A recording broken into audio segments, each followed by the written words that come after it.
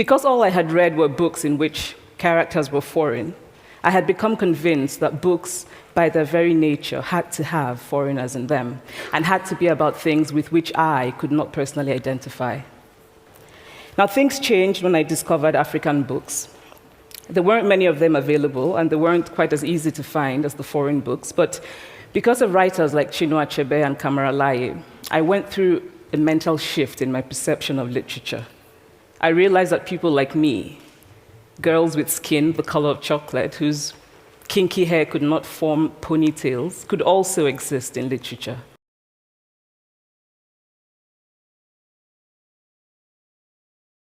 In actual combat, whom exactly do your heroes report to? Same person as always. Me. Nick Fury, Director of S.H.I.E.L.D. I'm here to talk to you about the Avenger Initiative. I'm sure you need such huge doses. I'm afraid you won't survive. You have the military experience necessary, and everything in your psychological profile tells me you have what it takes to be a leader. No, I'm no fucking leader! Then I'll make you one. Are you in? The depiction of Black lives, or rather Black characters, in films and TV shows emerging from Hollywood have been murky, to say the least. And to know that the stories go on to be watched by the rest of the world, one would think that, hey, maybe they would put a bit of thought behind writing these Black characters, just maybe. But if that was the case, I would not be making this video today. So in today's video, I want to talk about the problem of this tropes, specifically the Black boss of superheroes trope. I want to talk about that. But before we start, I want us to play a game. So to play, you are going to think about your favorite character, your favorite Black character from any American produced TV show or movie, and you're going to tell me your favorite quality about that character and why that is the quality you appreciate the most about them. You don't have to be a fan of comic books or superhero movies, franchises, to know this trope. You don't have to be a fan to have watched any of the superhero movies or shows. So first of all, what is a trope? A trope, by definition by the Collins English Dictionary and Thesaurus, is a word or expression in a figurative sense. This could be a recurring theme or an idea. Now, with that out of the way, let us talk about this Black boss of superhero tropes. To paint you a picture, I am going to be using the characters of Stan Edgar from the show The Boys that plays on Prime Video, as well as Nick Fury from Marvel franchise, Amanda Walker from Suicide Squad franchise, as well as Professor Samuel Norman from the movie Lucy starring Scarlett Johansson. In almost all these aforementioned stories, these characters play a position of authority. They possess an almost like omniscience level of intelligence, and they are ruthless, firm, but caring. They do care. Except Stan Edgar. I feel like he hates all his superheroes, but more on him later. These characters are there to save the superheroes. See what I did there? Save the superheroes are the ones to save it. Okay, tough crowd. I get it. I get it.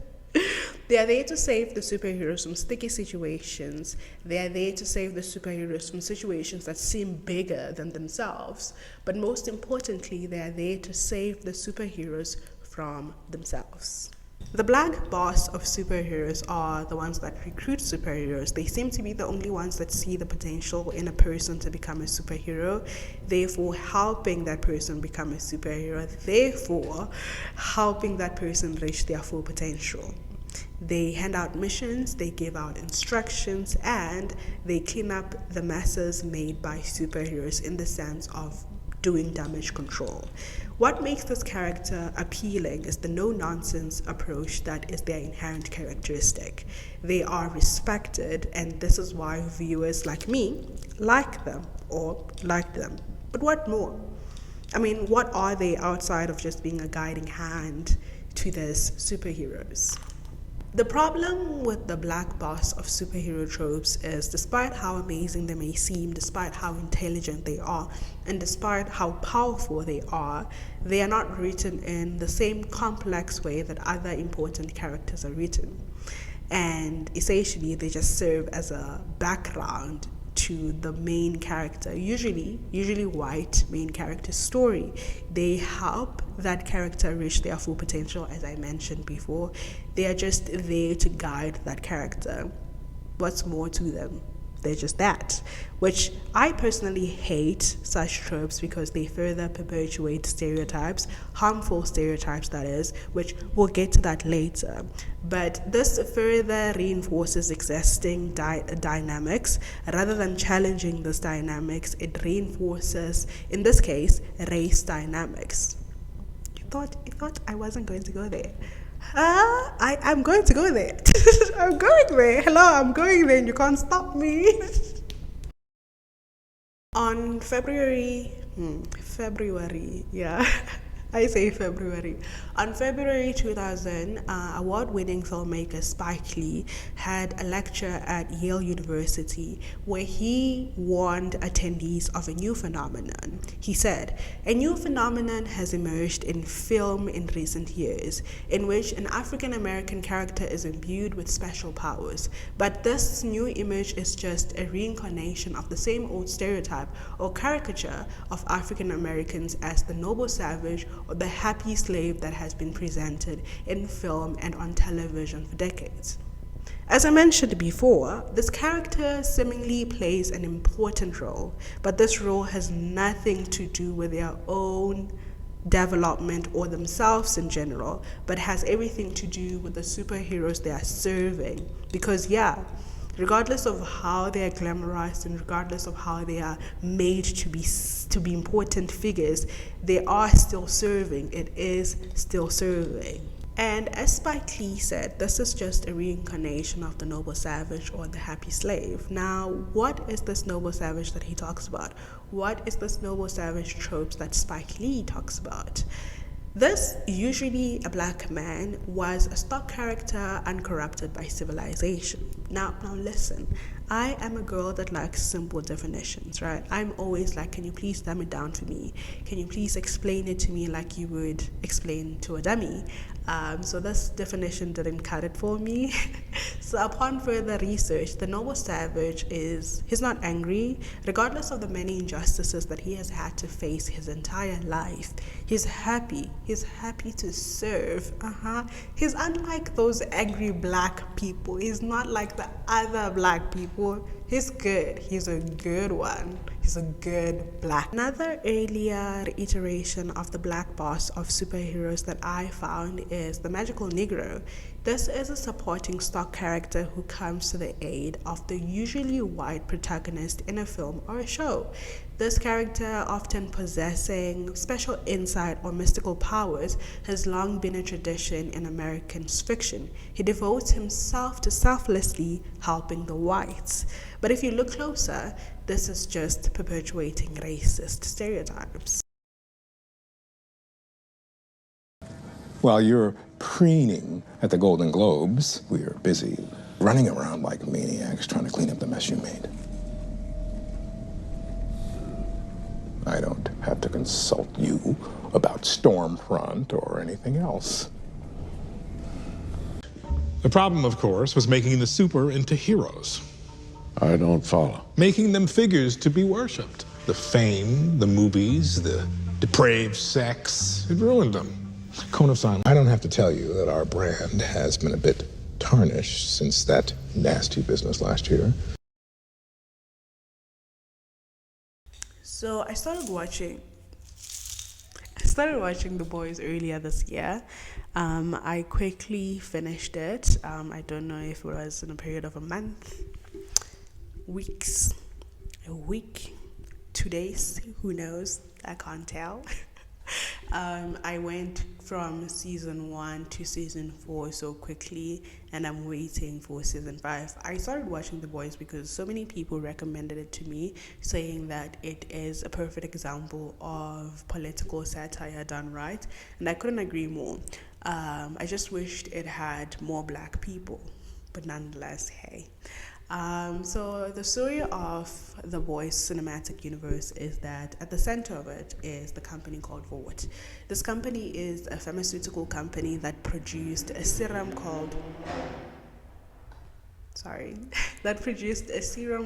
Compound V. This Compound V was then injected into babies who grew up thinking that they had natural superpowers, like they were born with the superpowers, only to find out that, hey, no, this company actually pumped it into you. Like, the company approached the parents, they paid the parents, and then that was that. The CEO of this company is, yeah, you guessed it, Stan Edgar. Stan Edgar is, I think, one of my favorite characters in the whole series. I really like how he does not give a damn. Like, he is a person that sees through the facade of the superheroes that he manages. Also, Vought manages superheroes, right? There's this group called the Seven, which I think is the ultimate position that any superhero wants to be in. It's like the pinnacle of success for superheroes in this cinematic universe, because if you are not part of the Seven, then you are just a freak with superpowers at an office job, and who wants that? So the CEO of Vought is Stan Edgar, and he also plays as this boss of the superheroes from the Seven. He manages them, and he does damage control. He tells them what to do and stuff like that, right? And he is no BS, no nonsense kind of guy. As I mentioned before, the one thing that I like about him is that he sees through the facade of all the superheroes, knowing their insecurities, knowing how horrible they are. And so, as any story would have it, we get to know more characters than others, right? We get more insight on the main characters. Therefore, we are able to sympathize with them because we know their background, we know their historical context, and therefore we are able to gauge their development, their character development. In this case, we have Huey, we have Billy Butcher, we have Annie, who's also Starlight, we have, I think it's John, who's also Homelander. We get to know them more than any other character in the whole universe because they are the main characters. Therefore, we get to sympathize with them. We get to understand why they act the way they act and why their stories are their stories, right? And this is where my problem comes in. Stan Edgar is a very important person in this storyline, being that he represents Vought, and he represents how cruel Vought is and how capitalistic Vought is. But outside that, we don't know anything about Stan Edgar. Everything that we know about Stan Edgar aligns with his job at Vought, aligns with his character as this ruthless CEO who's willing to do anything and everything to protect the name of Vought. Outside that, we don't know anything else. We know that he hates the superheroes that he manages, which, hey, I like that. You here with a mission, sir? I am. Trying to get me back in the world? Trying to save it. Reflection panels engaged. Gentlemen, you're up. In case it's unclear, you try to escape, you so much as scratch that glass. 30,000 feet straight down in a steel trap. You get how that works? So my knowledge on Marvel is superficial, yeah, and I can admit that now because when I was in high school and in my early years of my first degree, I used to think that Marvel is cool, but then now thinking about it more, I just realized that I was just appealing to the male gaze. Whenever I started talking to a guy, I would ask him, would you rather be a character in the DC universe or the Marvel Cinematic Universe? Yeah. Anywho, I'm grown now and I can admit that I don't know anything about Marvel. All the knowledge that I have about Marvel is superficial. And I think the last straw for me the last time I attempted to like Marvel or get into Marvel was with the WandaVision series. I watched that series and I was so confused. So I was like, yeah, it's time to close the laptop. It's okay to admit that you don't like some things. It's okay. Leave it to the guys that like it. Leave it to the girlies that like this. Leave it to everybody that understands this. You don't. So Nick Fury is the director of S.H.I.E.L.D. S.H.I.E.L.D. is the initiative that is responsible for making the team the Avengers. The Avengers is a team of superheroes in the Marvel Universe, very important people. There's your Iron Man, there's your Captain America, there's your... yeah. So Nick Fury handpicked and selected each and every superhero, also prepped them to be part of the Avengers. He does appear in the late Avenger movies as this person who's helping, who's assisting, whose intelligence is very important in the missions that they are going to be accomplishing. Yeah. Outside that, I found this out on the fandom page. He used to be part of the military, and that is all I know about him. He's a very strict, very firm, very no nonsense kind of guy, the same way as Stan Edgar, and he is that. In his hands, anything is a deadly weapon. No, not really. No. So unfortunately, I did not watch the second. Unfortunately, I did not watch the second Suicide Squad. I only got to watch the first Suicide Squad, where I was introduced to Amanda Walker. Her name is Amanda Waller, and I say Amanda Walker throughout this video. I apologize. Amanda Walker is a boss. That's all I need to say, and that's all you need to know. She's a boss. While I was researching for this video and compiling my clips, I came across this compilation video of her just saying no. Like she's just saying no and she looks annoyed half of the time. But her role in this movie is that she is responsible for compiling a bunch of superheroes. The catch is the superheroes are convicts, so she is bailing them out of jail on the condition that they get to save the world and then they will be free, right? So they're doing this in exchange for their freedom.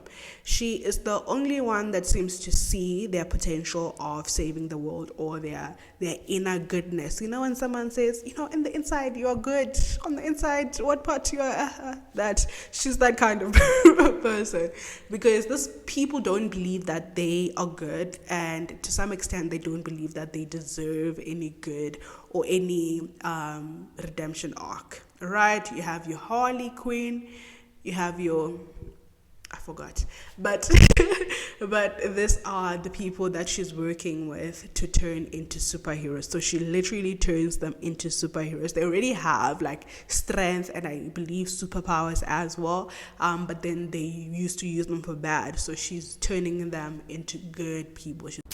No, I'm on my own. Who are you? I just told you. Lucy. Where life as we know it begins. Brains in formation of only a few milligrams. It's not possible to determine any sign of intelligence yet. What governs all that? Film a car speeding down a road. Speed up the image infinitely, and the car disappears.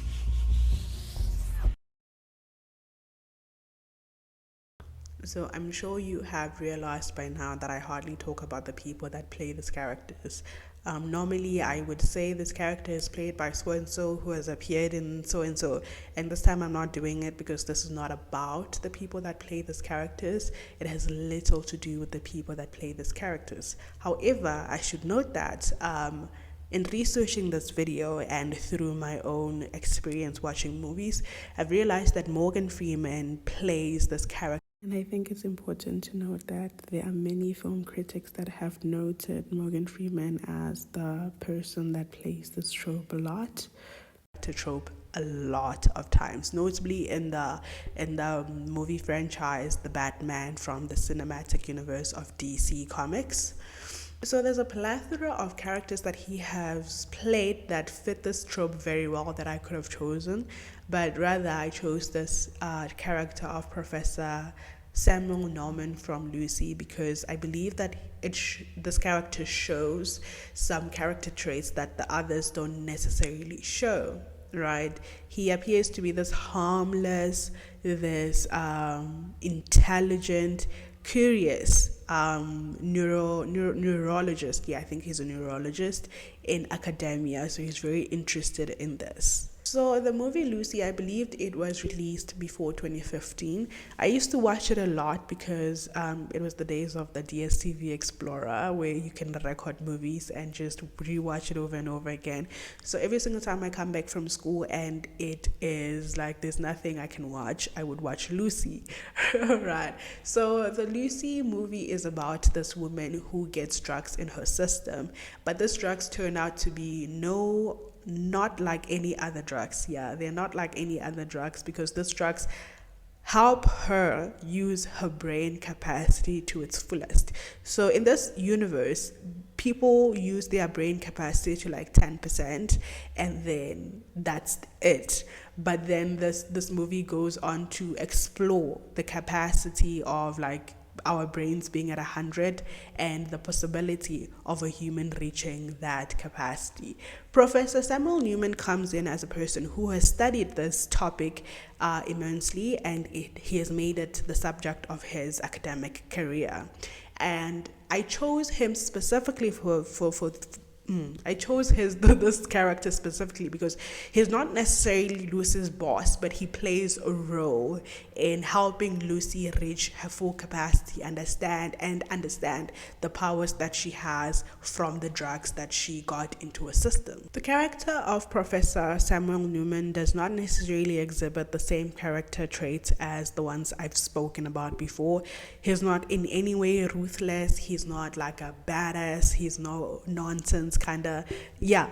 So he shows the guiding hand example very well. He's worried.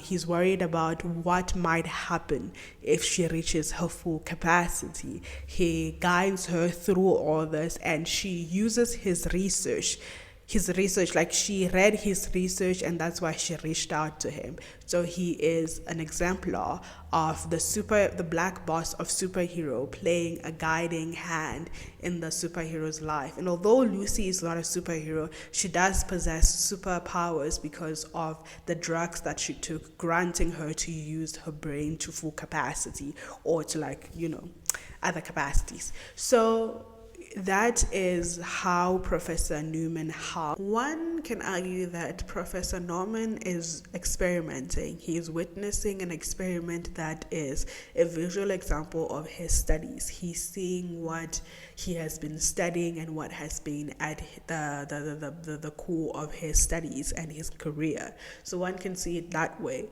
But when you look further, you then realize that Professor Norman does play a role in Lucy reaching full capacity of her brain usage. He does, help with administering, him and his team, he does help in administering the dosage of the drugs that she takes in order to reach this full capacity. So he does help in her development. He does, if we were to say it in a character development kind of way, he does help her immensely in her character development, while him, on the other hand, what does he get? So with all these characters that I have chosen for my case study, there's a theme.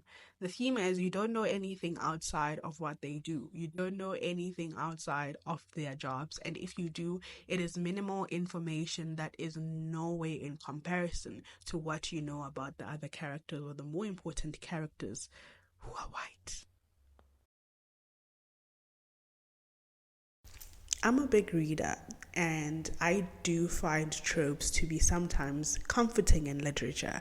When you're reading a book and you find that there's an enemies to lovers trope, hey, that's something. That's nice.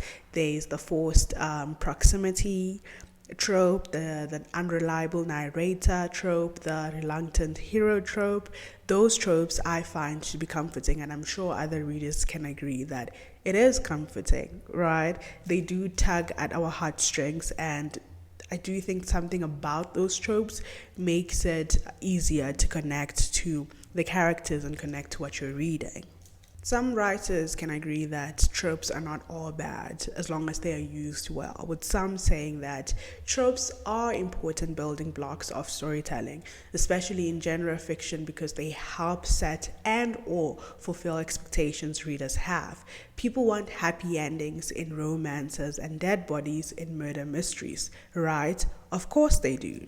So with that, we can agree that tropes are not all bad. When used correctly, tropes can offer a comforting sense to a reader. It is good to know what you're going to get sometimes, right? When you're picking up a book, a romance book with a pretty cover, and then you find out that, oh, there's fast proximity, there's an enemies to lovers trope. Sometimes that is comforting.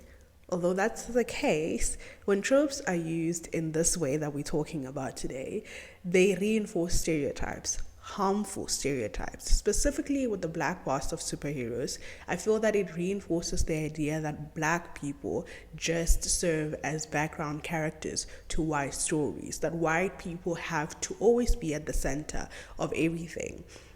And I don't like that. In an article by Trisha Chandler from the site Jane Fredman, Trisha explains, tropes are often confused with cliches. Cliches and stereotypes, however, are ideas or patterns that are no longer effective storytelling or enjoyable for readers because they are so overused in the same boring way or are no longer acceptable to readers that they become a turn-off rather than a turn-on. Trisha goes on to say that cliches and stereotypes can be boring and almost as often offensive to readers. We are realizing that a lot of stories we've loved are problematic, and some tropes that used to be common have become unacceptable. So to sum this up, in the case of the black boss of superheroes, I find it strange that this character, this person possesses so much power but remain powerless, because with the power that they possess, may that be mystical, magical, or just intelligence, right? With all of that, they remain powerless because they devote themselves and devote their power to helping that one superhero who's just rough around the edges. And with a little right help, with just a little help, they could be the superhero that saves the world, and people applaud that superhero. I find it strange, honestly. And to sum up my frustrations, Spike Lee asks, how is it that black people have these powers but use them for the benefit of white people? So this is the part of the video where I give my 2 cents. This is the part of the video where I sum up everything in my own messy way by giving you my thoughts on the topic. But instead of doing that, I am going to give you a second part to this video. I am currently working on a video about how this trope is humanized in Black Panther, how Black Panther shows a humanized version of the black boss of superheroes. A figure that, guides the main character in a way that it is in a humanized way. Did I say that properly? I don't know. But nonetheless, please do expect that video because I'm working on it. I'm really excited because it touches on African spirituality, which is a topic that I am really fascinated by. So yeah, I hope you like this video and I hope you will tune in for the next.